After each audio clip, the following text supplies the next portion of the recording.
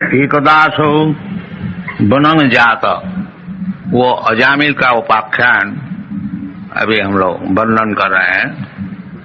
वो अजामिल का विषय, पहले ब्राह्मण बालक, सब ब्राह्मण का गुण उसमें था। वो ब्राह्मण का गुण जो है उसको बताया गया है, अयं ही सुत संपन्न। ये व्यक्ति जब बालक था, ये जो युवक था, उनकी शादी हो गया था, तो सुत संपन्न, सुत का अर्थ होता है वेद का ज्ञान। वेद का नाम है श्रुति, और जो वेद का ज्ञान सुन के लाभ किया है उसको कहा जाता है श्रोत्रियम और श्रुत। जो वेद का ज्ञान सुना है गुरु से, ये सुनने का चीज है। पहले सुने, ये जो हम लोग सत्संग चला रहे हैं, इसका उद्देश्य है कि वेद का जो ज्ञान है उसको आप लोग आ करके सुने। सुनते सुनते ज्ञान लाभ होगा। पढ़ने का भी जरूरत नहीं है। कोई अगर पढ़ने को लिखने को नहीं जानता है तो उसको ज्ञान कैसा होगा? सुन के होगा। भगवान कान दिया है। असल में पहले वेद का ज्ञान सब कोई गुरु से सुन करके ही सीखता था। लिखित पुस्तक नहीं था। लिखित पुस्तक, ये कलियुग का प्रारंभ में व्यासदेव देखा कि कलियुग में स्मरण शक्ति कम हो जाएगा, इसीलिए केवल सुन करके उसका ज्ञान लाभ नहीं होगा। वो किताब पढ़ना चाहिए, रखना चाहिए। इसलिए हम लोग इतनी किताबें सब छप रहा हूं कि केवल इधर कभी कभी आप लोग आए, सुन करके चले गए।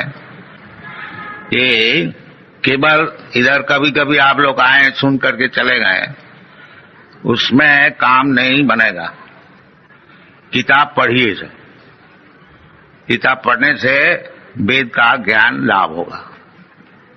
इसलिए ये जो ब्राह्मण बालक अजामिल, आज इनकी इतनी दुर्दशा हुई है, उसका कारण ये यमराज का जो दूत है बता रहे हैं कि ये व्यक्ति पहले जैसा ब्राह्मण का गुण होना चाहिए वो सब इनका था। क्या है? न सुत संपन्न,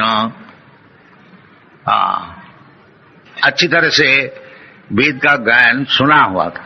संपन्न, संपन्न माने आखिरी तक सुना था 4 वेद का विषय में।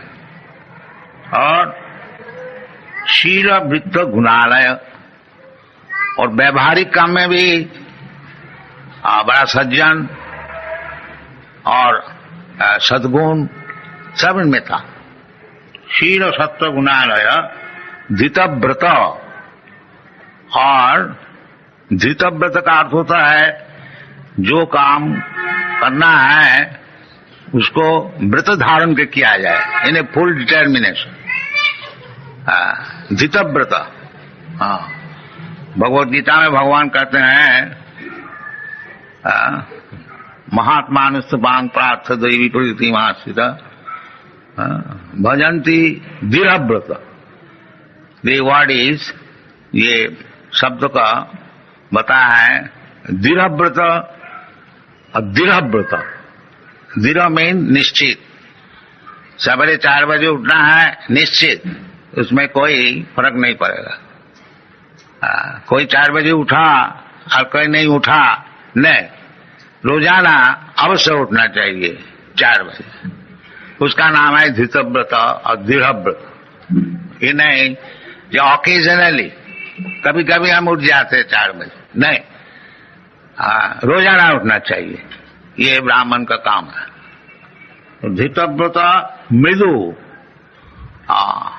बड़ा शांत स्वभाव, दांत, यानी अपना इंद्रियों को दमन करके रखना, ये ब्राह्मण का काम है। सम धम, मन को स्थिर रखना, इंद्रियों को स्थिर रखना, समो दमो तितिक्षा, ये सब सीखना चाहिए। तो इसीलिए बताया था विद्युत दांत सत्ववान। हाँ, सत्ववान का अर्थ होता है कभी झूठ नहीं बोलता। सत्ववान मंत्रविद, और वेद का मंत्र सब कंठस्थ और शुचि, बड़ा शुचि संपन्न, neat and clean, thrice taking bath, 3 दफे स्नान करते हैं, कपड़ा और शरीर खूब शुद्ध रखते हैं, और गुरु अग्नि अतिथि विद्याना, ये 3 वस्तु को सत्कार करना, गुरु को देख करके ही नमस्कार करना चाहिए, दंडवत। और अग्नि, इन्हें रोजाना यज्ञ करना चाहिए। और अतिथि, कोई व्यक्ति अचानक घर में आ जाए उनकी सेवा करनी चाहिए। और वृद्धानाम, और विशेष करके वृद्ध व्यक्ति को खूब अच्छी तरह से सम्मान करना, उसको संतुष्ट करना, ये सब गुण है।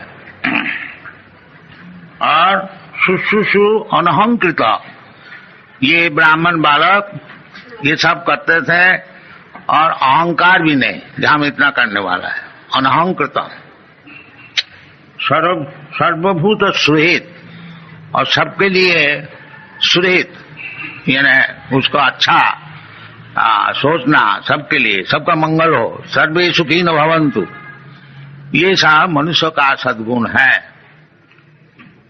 साधु, और साधु एक एक शब्द का अनेक बहुत बड़ा लंबा चौड़ा अर्थ है, संक्षेप में आपको बता रहा हूं।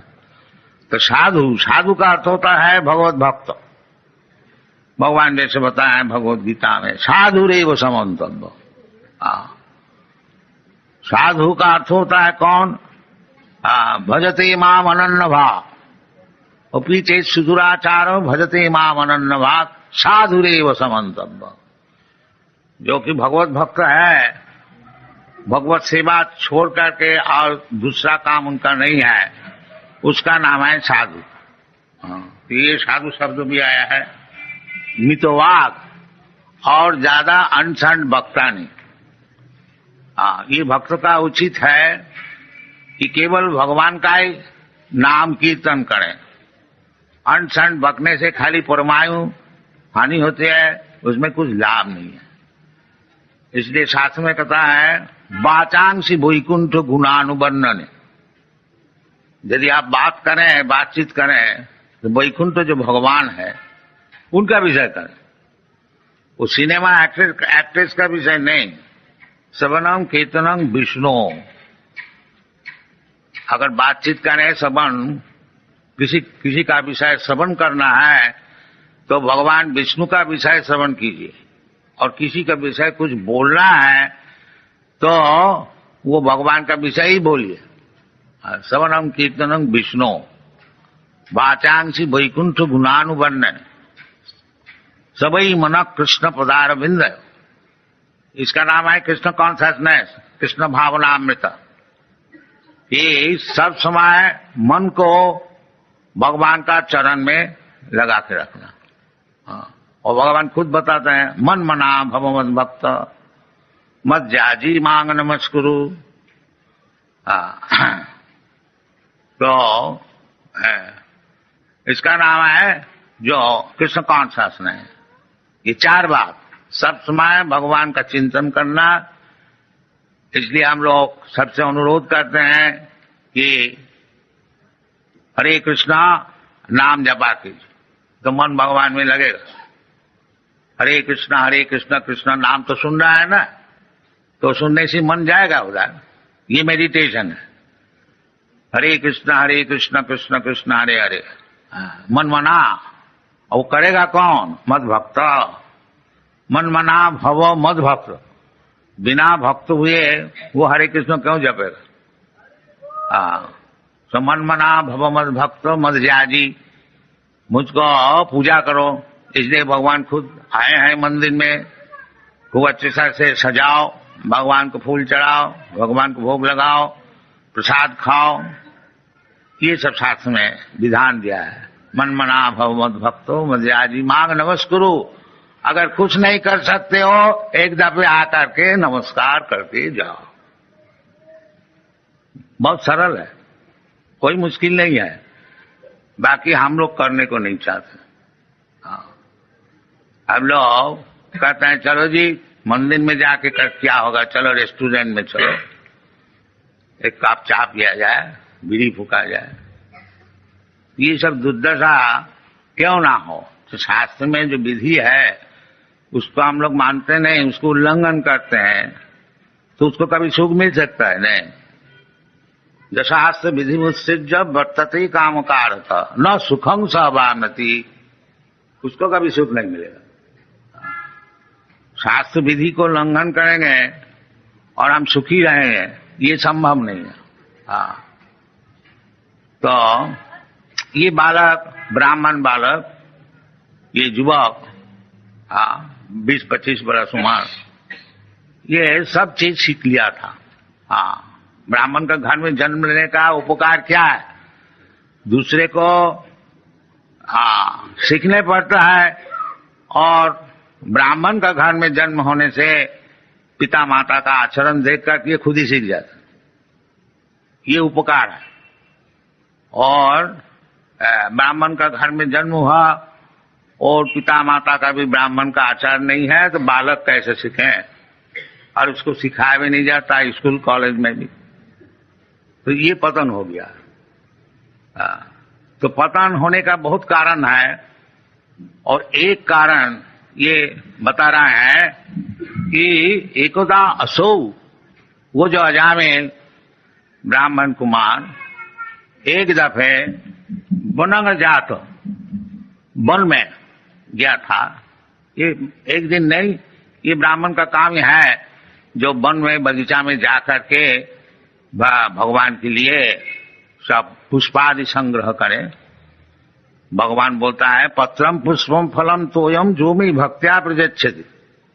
भगवान को अर्चन करने के लिए कोई ज्यादा खर्च नहीं है, जो खर्च कर सके वो खर्च करे खूब अच्छी तरह से, और जिसका पास पैसा है नहीं, खर्च नहीं कर सकता है, उसके लिए भगवान राजी है। जो थोड़ा सा पत्र हमको दो, थोड़ा सा पुष्प हमको दो। भगवान नहीं बोलता है जो हमको ये सोना के थाली में लूची पूरी कचौड़ी लिया कर। भगवान खाने का बहुत है, उनको खाने के लिए कोई अभाव नहीं है। उनको कहते हैं चिंतामणि प्रकर सदमसु कल्प वृक्ष लक्षा वृतेषु सुरभिरभिपालयन्तम लक्ष्मी सहस्र शत संभ्रम से भगवान। भगवान की सेवा करने के लिए शत सहस्र हजारों लक्ष्मी, गॉडेस ऑफ फॉर्चून, सब सेवा करने के लिए तैयार। तो भगवान का कुछ अभाव नहीं है। भगवान ये बम्बई में जुहू में आके बैठ गए हैं, जो बेचारी खाने को है ही नहीं, इधर आपसे मांगने को आया, ये बात नहीं है। बात यह है कृपा करके आए हैं कि आप लोग मन मना भव मद भक्त मध्याजी मांग नमस्कुरु, ये सुविधाएं आपको देने के लिए आए हैं। और आप लोग चाहते हैं ये मंदिर किसी तरह से नहीं बने, भगवान इधर बैठ नहीं सके, ये आपकी प्रतिज्ञा है। भगवान बेचारी आए हैं आपको सुविधा देने के लिए, और आप लोग कृतनिश्चय है कि इधर मंदिर को होने को नहीं देंगे। जब कीर्तन होए पुलिस में एप्लीकेशन दो, और पुलिस साहब कहें कि कीर्तन इज न्यूसेंस, तो ये परिस्थिति है। इसका नाम है कलियुग। जो भगवान कहते हैं जदा जदा ही धर्मस्य ग्लानि भवति भारत तदात्मानं सृजामि हम। ये धर्म की ग्लानि जब होए तब हम खुद आते हैं कि हमारा कोई परम भक्त को भेजते हैं उनको उद्धार करने के लिए, और वो बेचारी आए भी तो आप लोग उसको बैठने को नहीं देंगे। ये परिस्थिति है। तो ये बालक, ब्राह्मण का सब गुण वो सब लाभ किया था, परंतु एक दिन एकदासो बनंग जाता, वो वन में जाने का समय इसलिए वन में जाते हैं ना, पितृ संदेश की द्विज। पिताजी घर में बैठ के भगवान की अर्चना कर रहे हैं और पिताजी आदेश दिया है, बेटा ये सब फूल और घास और तृण ये सब ले आओ। ब्राह्मण है, उनके पास ज्यादा तो पैसा है नहीं, बाकी भगवान कहते हैं जो हमको पत्र पुष्प दो, पैसा है नहीं तो क्या हुआ, पत्र पुष्प तो कहीं भी मिल जाएगा। घर में भी मिल सकता है, घर का बाहर में भी मिल सकता है। ये कोई बात नहीं है जो लुची पूरी हलवा देने से ही भगवान संतुष्ट रहेंगे। नहीं, भगवान कहते हैं पत्रम पुष्पम फलम तो यम जूमी भक्त्या प्रजते तद हम अस्नामी, मैं इसको ग्रहण करता हूं, खाता हूं। और भगवान आपका हाथ में एक दफे खा लिया तो फिर आपको क्या अभाव होगी, तब तो आप सबसे बड़ा आदमी हो गया। ये सब उदाहरण है जो भगवान एक दफे जिसका हाथ से खा लिया था उसको कभी दारिद्रता नहीं रहेगा। शास्त्र में बताते हैं। आजकल सब कोई हम लोग को पूछते हैं जी भगवत भजन करके क्या होगा, आदमी सब गरीब है और उसको पहले खाने को चाहिए, और हम लोग एडवर्टाइज करते हैं जिसको खाने के लिए कोई संस्थान नहीं है, पहनने का कपड़ा नहीं है और रहने का जगह नहीं है, आइए हमारा पास, हम बम्बई में और अच्छी तरह से मकान बना रहे हैं, सब आइए रहिए। बाकी कोई नहीं आता, हमको परदेश से आदमी लाने पड़ता है मंदिर चलाने के लिए, कोई आते नहीं। ये बहुत खेद का बात है, जो भारतीय क्रिश्चियन है उसमें भारतीय कोई आता नहीं, वो मिल में जाता है, इधर नहीं आता। तो हम लोग क्या करें, हम लोग तो खुशामदी कर रहे हैं कि आइए इधर रहिए, इधर भगवान का प्रसाद खाइए और कीर्तन कीजिए और सब चीज आपको मिल जाएगा। भगवान खुद कहते हैं तेषाम नित्याभियुक्तानाम योगो किमं बहम। What is the first line? अनन्य चिंतयन्तं मां जीजनापद्युपासते तेषाम नित्याभियुक्तानाम योगक्षेमं बहामि अहम। यदि आप अनन्य चिंतन केवल भगवान की चिंतन में नियुक्त रहे, अनन्य चिंतन, अनन्य चिंतन जैसा ही कृष्ण कॉन्शियसनेस मूवमेंट जो हम लोग सिखाते हैं, अनन्य चिंतन सब समय 24 आवर्स 24 घंटा केवल भगवान का चिंतन और कोई चिंतन नहीं। जो कुछ काम किया जाए सब भगवान के लिए। इधर होता है एक्चुअली, आप लोग सब देखिए, हम लोग ऐसे नहीं है बैठ के रहते हैं सोते हैं, नहीं, हम लोग मंदिर मार्जन करते हैं, भगवान को सजाते हैं, भगवान को भोग लगाते हैं और भोग लगाने के लिए अच्छी तरह से रसोई करते हैं और रसोई के लिए चीज हम मांग के ले आते हैं और भगवान के लिए किताब लिखते हैं और किताब भी फिर छपाते हैं, प्रेस में जाते हैं, इस तरह से अच्छी तरह से किताब छपा गया देखता है, फिर उसको बेचने के लिए कोशिश करते हैं। इसीलिए 24 घंटा हम लोग का एंगेजमेंट है, 24 आवर्स, एक मिनट भी समय नहीं है। इसका नाम है अनन्य चिंतन, और कुछ चिंता नहीं है, केवल भगवान का विषय। जैसा साधारण व्यक्ति उस सब समय अपना घर गृहस्थी का चिंतन करते हैं, किस तरह से अपना गृहस्थी को पालन किया जाए, किस तरह से लड़का बच्चे को शिक्षण दिया जाए, किस तरह से रुपया उपार्जन किया जाए, ये जैसा उनका चिंतन है, हम लोग का भी ऐसी चिंतन है। बाकी भगवान के लिए, भगवान का मंदिर किस तरह से बनेगा, इतना क्यों लड़ाई हम लोग इधर करते हैं। हमारा 108 मंदिर है और एक अगर इधर नहीं हुआ तो 107 तो जरूर रह जाएगा, तो उसमें हमारा कुछ नुकसान नहीं है। बाकी हम लोग सोचते हैं जो ये भगवान का मंदिर, बम्बई इतना बड़ा भारी शहर है, क्यों अच्छी तरह से नहीं बनाया जाए, ये हम लोग कहते हैं। बाकी बाधाएं देते हैं, नहीं तुमको नहीं देगा, तो बाधाएं देने होने दीजिए, बाकी हम लोग चिंतन नहीं छोड़ेंगे। हमारा चिंतन चलेगा, ये हमारा काम है। उसमें सफल होए और नहीं सफल है वो चिंतन है नहीं। सफल होगा भगवान की इच्छा होगा तो इच्छा होगी तो सफल होगा, और नहीं होगा तो हमारे क्या, भगवान का काम भगवान को करने को नहीं दिया तो उसमें हमारा कोई नुकसान नहीं। हाँ, तो ये इसका नाम है मन मना मम भक्त। ये इतना प्रयास कौन करेगा अगर भक्त नहीं हुआ? वो लोग छोड़ देगा, मतलब क्यों इतना झंझट में जाए। चलो जी, इतना टाइम तो कुछ शेयर मार्केट में स्पेकुलेशन करने से कुछ रुपया पैदा हो जाए।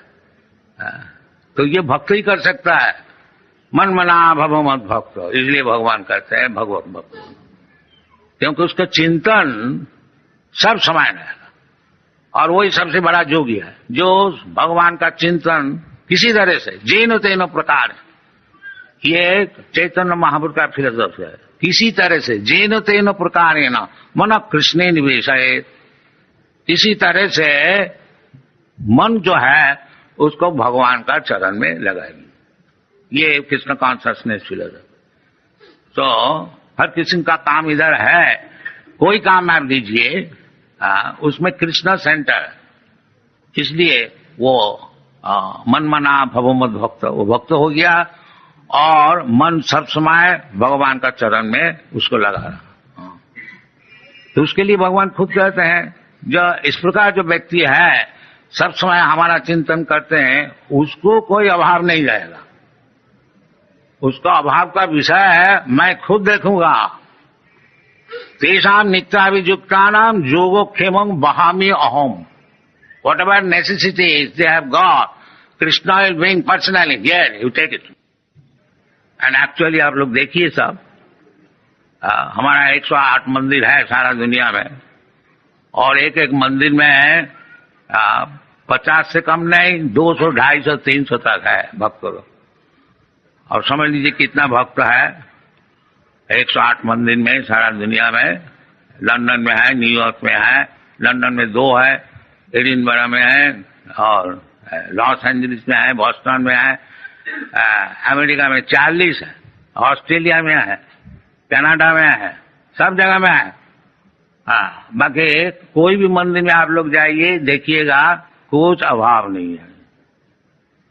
योगोक्षेमं वहामि अहम, ये प्रैक्टिकल है, ये थियोरिटिकल नहीं है जहां हम लोग धोखा देते हैं, बात बताते हैं। आप जाइए मुंबई में भी देखिए कितना परेशान हम लोग हो रहा है, बाकी हमारा सेवा पूजा चल रहा है।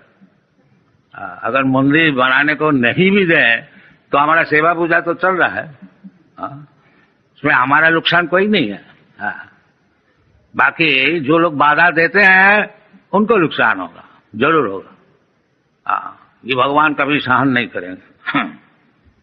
तो ये सब होनी चाहिए भारत में, विशेष करके ये, क्योंकि भारतीय संपत्ति है भगवत भक्ति।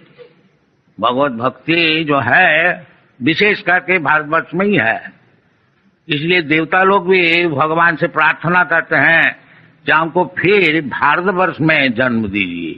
इस शास्त्र में भारत भूमि ऐसी है पुण्य भूमि कि इधर में जिसका जन्म हुआ है वो स्वाभाविक तौर से ही भक्त होते हैं, उसको जबरदस्ती उसको अभक्त बनाया जाता है। अभी तक जब हम लोग कोई संकीर्तन मूवमेंट किसी शहर में करते हैं, आप लोग देखा होगा मुंबई में हम लोग वो what is that place, cross मैदान में 2 दफे 3 दफे किया था। तो 30,000 40,000 व्यक्ति सब आते थे। कलकत्ता में किया था, उधर भी यही, हैदराबाद में किया था, मद्रास में किया था। तो अभी तक भगवत भक्ति भारतीय लोग भूला नहीं है, उनको जबरदस्ती भुलाया जाता है। तो भूला नहीं, इसको छोड़ना नहीं, फिर मनुष्य जीवन का असफलता हो जाएगा। ये नहीं, मनुष्य जीवन का सफलता चाहते हैं तो ये भगवत भक्ति अवश्य ग्रहण किया जाए। भगवत भक्ति हीन जाति जपस तप क्रिया अप्राणस्य ही देह स मंडनं लोकरंजन। भगवत भक्ति जिसका है नहीं, उनको बड़ा जाति और जपस तप ऑस्टेरिटी तपस्या और क्रियाकांड ये सब कैसी है? दे अप्राणस्य ही देव सब मन्ननं लोकन, जैसा मुर्दा को सजाया जाता है। मुर्दा को सजाने से मुर्दा का क्या लाभ होता? कुछ नहीं लाभ होता, न किसी का लाभ होता। लोक रंजन, एक लोक रंजन है। देखो जी ये मुर्दा को कैसा सजा के ले जा रहा है, आदमी ताली ठोकेगा, देखो जी, पर उसमें लाभ कुछ नहीं है। इसी प्रकार आप खूब बड़ा जाति बन जाइए और बड़ा इंडस्ट्रियलिस्ट बन जाइए, सबको बड़ा बड़ा बन जाइए, और भगवत भक्ति आई नहीं तो वही मुर्दा सजाने के लिए जैसा होता है वो बात। इसलिए भगवत भक्ति नहीं छोड़ना चाहिए। और चाहे ये भगवत भक्ति, ये जो अजामिल पिता का निर्देश अनुसार कहते हैं पितरी संदरी सकृत द्विजो, ये ब्राह्मण का लक्षण है। तो पिताजी पूजा में बैठे हुए हैं और पिताजी ऑर्डर दिया है, आज्ञा, बेटा थोड़ा फूल फल ले आओ और भगवान को सेवा में लगाएंगे। और द्विज, ये द्विज का काम है। आदाय तत्व आवृत्य फलो पुष्प समित कुशान, और पिता का निर्देश अनुसार वो बालक फल फूल और समित इन्हें कुश ये सब लेकर के आ रहे थे वन से। और रास्ता में क्या देखा है कि ददर्शा कामिनं कश्चित्, एक कामी पुरुष को देखा। कामी माने शूद्र, शूद्र होता है कामी, और ब्राह्मण होता है संयमी, काम को संयमन करते, सम दम। अगर कोई व्यक्ति लास्टी डिजायर को दमन नहीं कर सकता है वो शूद्र। और जो दमन कर सकता है वो ब्राह्मण है, वो स्वामी है, वो गोस्वामी है। स्वामी का अर्थ होता है मालिक, गोस्वामी का अर्थ होता है जो इंद्रिय का मालिक। साधारणतः इंद्रिय का दास होता है। जीवा है एक इंद्रिय, वो बोला जी एक बीड़ी हमको दीजिए, जीवा सूख गया है तो इसी वक्त बीड़ी देनी चाहिए। तो इसका माने मैं जो है जीवा का दास है। जीवा बीड़ी मांग रहे हैं, सिगरेट मांग रहे हैं, हम भी उसको दे रहे हैं। इसके माने हम तो समझते हैं मालिक है इंडिपेंडेंट, बाकी हम जीवा का दास है। और जब अब जीवा का दास नहीं होंगे, जीवा बोलता है हमको बीड़ी दीजिए, आप जब बोलेंगे नहीं बीड़ी दीजिए, तब अब जीवा का दास नहीं, गो का दास नहीं है, गो का स्वामी है, गोस्वामी, उसका नाम है गोस्वामी।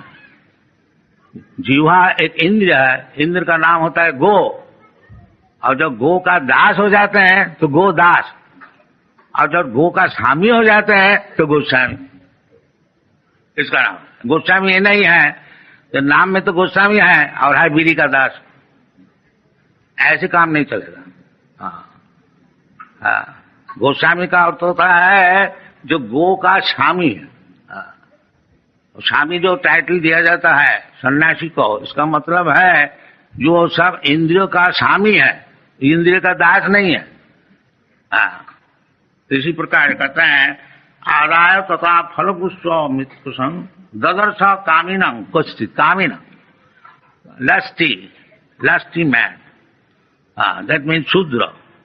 एक शूद्र को देखा, कामिनं कश्चित् शूद्रं, शूद्र बता दिया, सह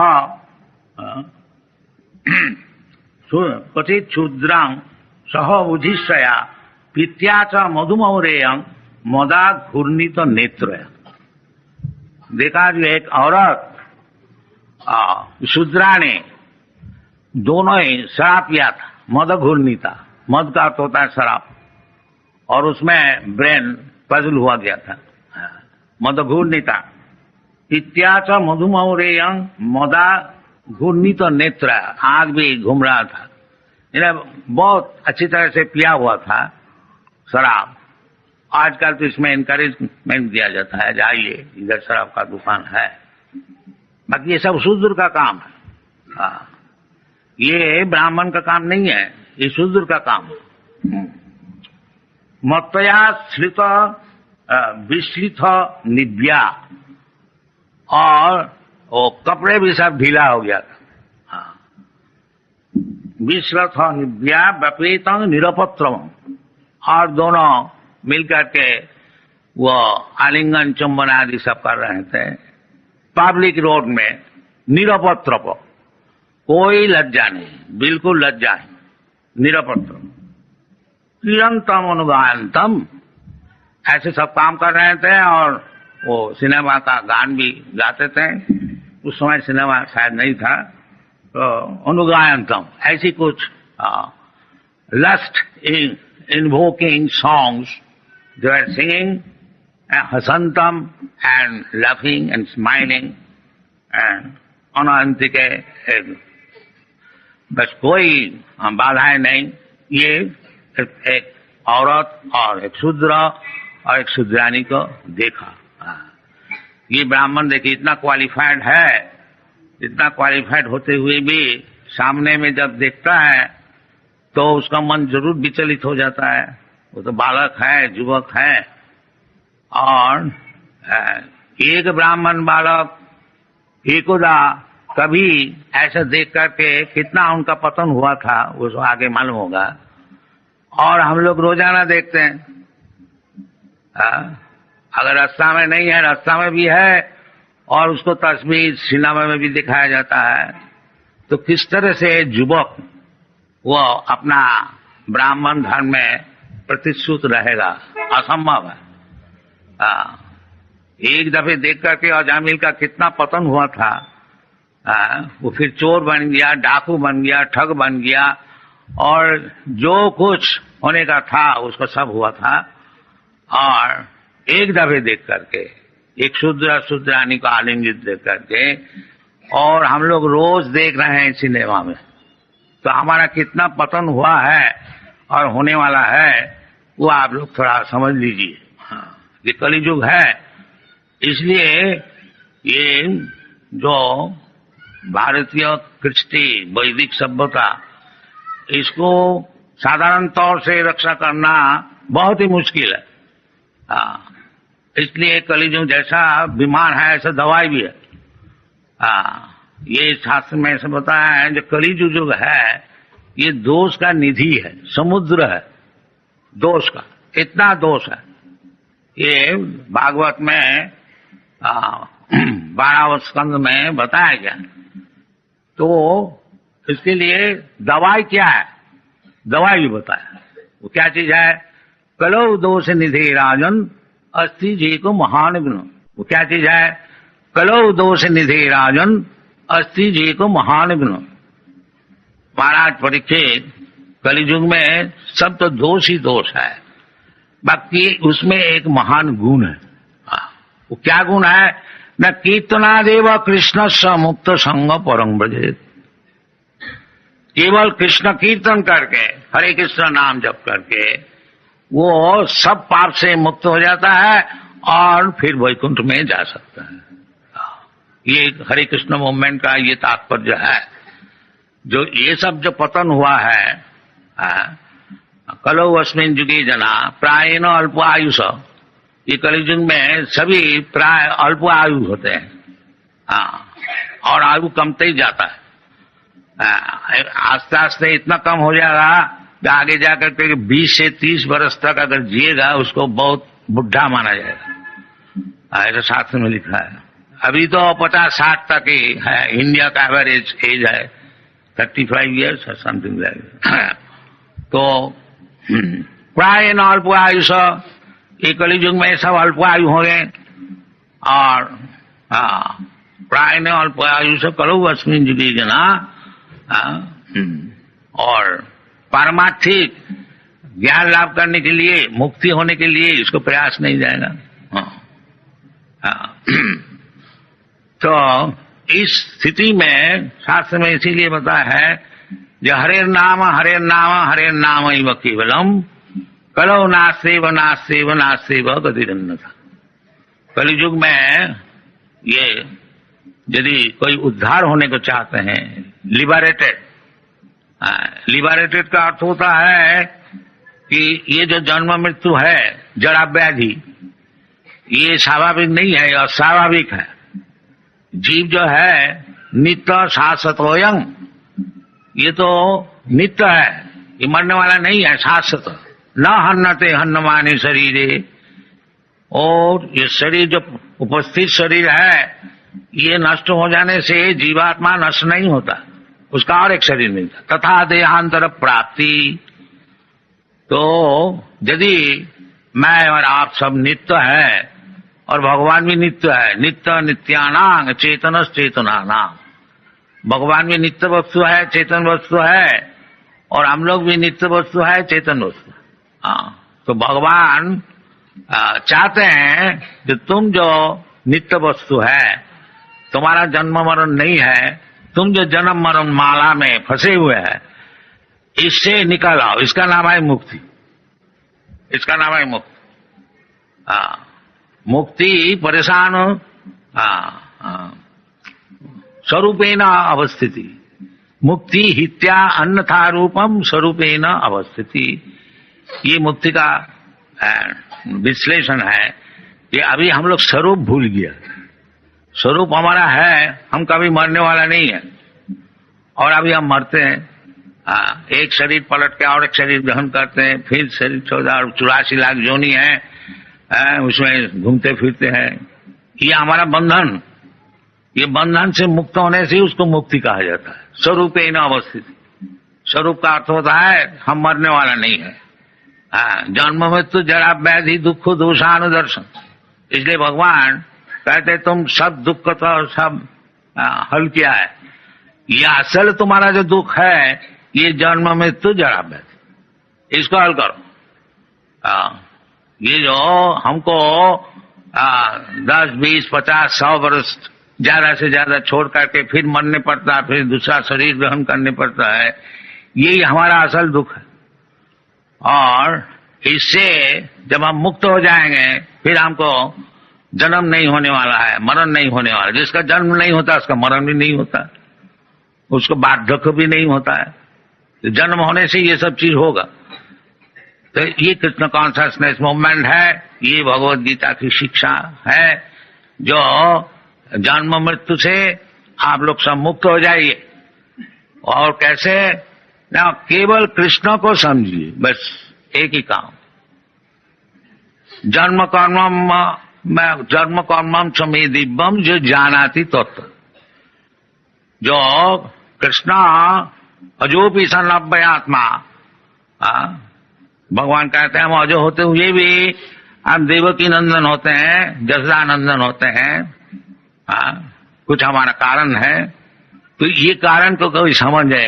जन्म कर्म चमे दिव्यम जो जानाति तत्व, ये भगवान क्यों इधर मनुष्य का रूप से आते हैं और देवकी नंदन होते हैं, जसरा नंदन होते हैं, और फिर इधर लीला करते हैं, इसको समझो। जन्म कर्म दिव्यम, ये है दिव्यम, ये साधारण नहीं है।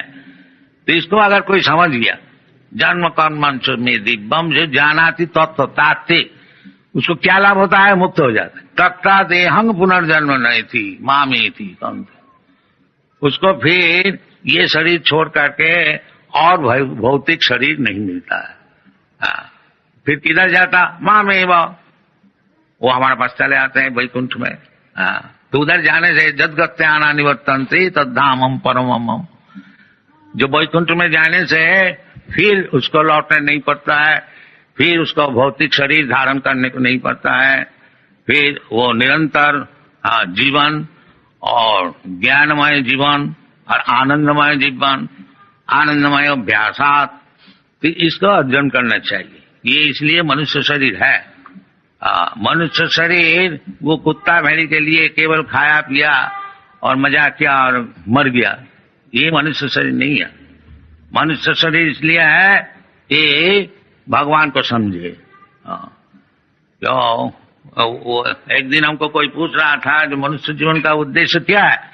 मनुष्य जीवन का उद्देश्य यही है जो भगवान का चरण में शरणागत हो जाओ, बस सब काम बन जाए। सर्वधर्मान परित्यज्य मामेकं शरणं व्रज। और उसमें क्या लाभ होगा? अहं त्वा सर्व पापेभ्यो मोक्षयिष्यामि मा शुच।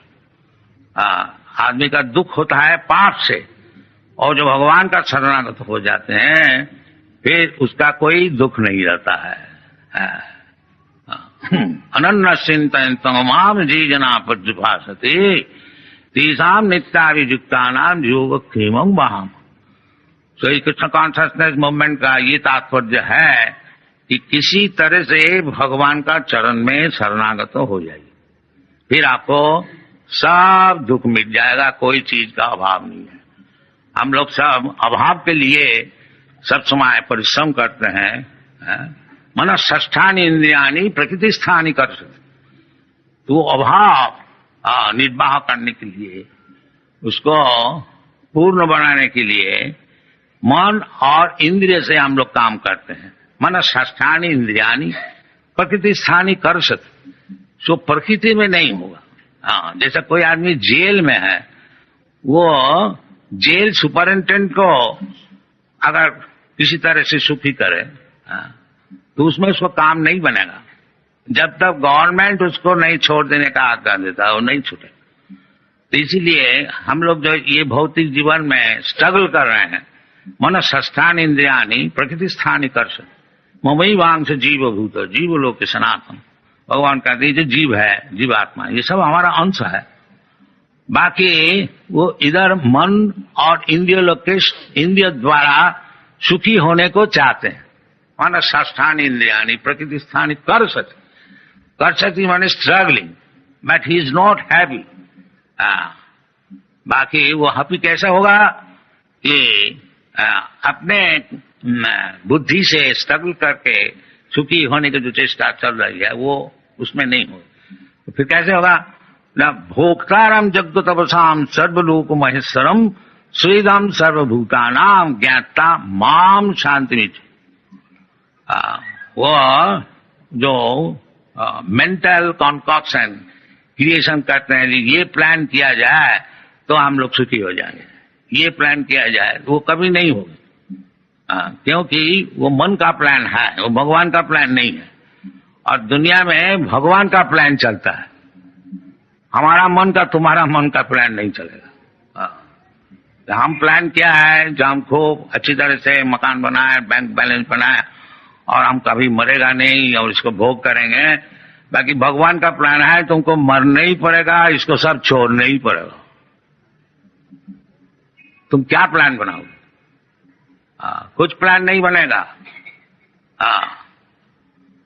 सर्वहरं मृत्यु अहम, भगवान बोलते हैं जब मृत्यु रूप से तुम्हारा सब चीज छीन लेंगे, बस कोई चीज तुम्हारे साथ नहीं जाएगा। बस ऐसी आए हो ऐसी जाओगे, एक शरीर लिया था अभी और एक शरीर मिलेगा, बस ये प्लान है हमारा। दैवी जैसा गुण वही ममो माया दुरुत्तया, ये भगवान की माया की प्लान है, इसको आप अतिक्रम नहीं कर सकेंगे। दुरुतिक्रम it is not possible. You may try your best struggle but it is not possible. तो मामे जब प्रबद्धन्ते माया में तांग तरंती थे, जो भगवान का भक्त हो जाते हैं वो फिर नई प्लान बनाते हैं। वो तो भगवान का चरण में अपने को छोड़ देता है। जब भगवान आप ही का प्लान चलता है और अब आपका चरण में मुझको हम समर्पण कर दिया, जो प्लान आपको बनाना है बनाइए। Thank you very much. Hare Krishna.